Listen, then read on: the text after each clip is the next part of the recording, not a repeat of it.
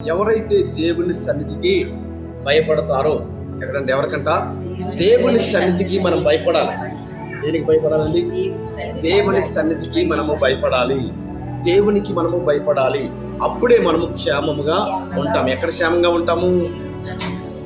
ఎక్కడ క్షేమంగా ఉంటామంటే రెండు ప్రాముఖ్యమైన విషయాలు. ఎక్కడ మనం క్షేమంగా ఉంటామంటే రెండు ప్రాముఖ్యమైన విషయాలు మనం తెలుసుకోవాలి.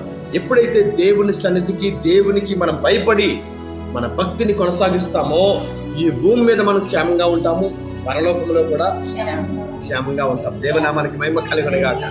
ఇదిగో పైన మనం చదివాం కదా, 100 పాపాలు చేసి 100 సంవత్సరాల ఆయుస్సును, సమృద్ధికరమైన ఆయుస్సును పొందుకున్న వారు ఒకవేళ వారు ఈ భూమి మీద క్షేమంగా ఉంటారేమో కానీ పరలోకంలో వారు క్షేమముగా ఉండరు. ఎక్కడ ఉంటారు? వారి స్థానము నరకములో.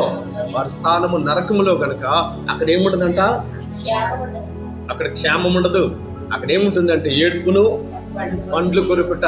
చూసారండి, భయంకరమైన వ్యాధన, భయంకరమైన కష్టము, భయంకరమైన తీరని ఆ యొక్క మరణ వేదన ఆ యొక్క ప్రదేశంలో ఏలుబడి చేస్తూ ఉంది. కాబట్టి మనము ఎప్పుడైతే ఈ భూమి మీద ఉన్నప్పుడు దేవుని సన్నిధికి భయపడుతూ, దేవునికి భయపడుతూ మన భక్తిని గాని మనం కొనసాగించినట్లయితే గనక, మన భక్తిని గాని మనం కాపాడుకున్నట్లయితే గనక, ఆ రీతిగా గాని మనం జీవించినట్లయితే గనక నిశ్చయముగా మనము పరలోకంలో ఎలా ఉంటామంట?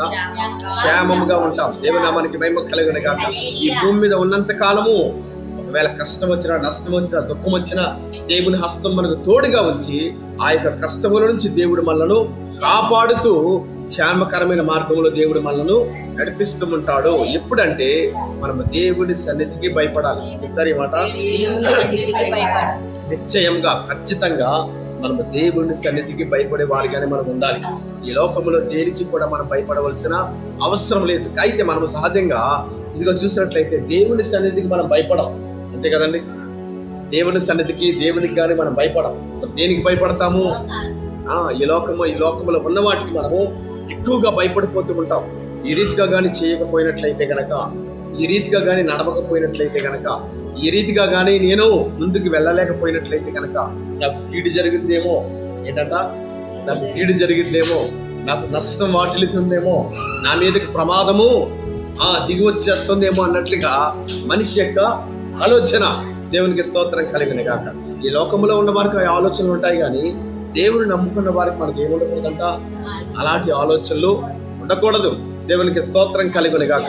ఎందుకంటే మనము ప్రత్యేకించబడిన వారము, దేవుని నమ్ముకున్న వారము గనక, దేవుని యొక్క శక్తిని పొందుకున్న వారము, ఆయన రక్షణ చేత నింపబడిన వారము, ఆయన మహిమ చేత కూడా మనము నింపబడిన వారము గనక వారి వలె మనము భయపడకూడదు. దేవుని నామానికి స్తోత్రం కలిగింది కాక.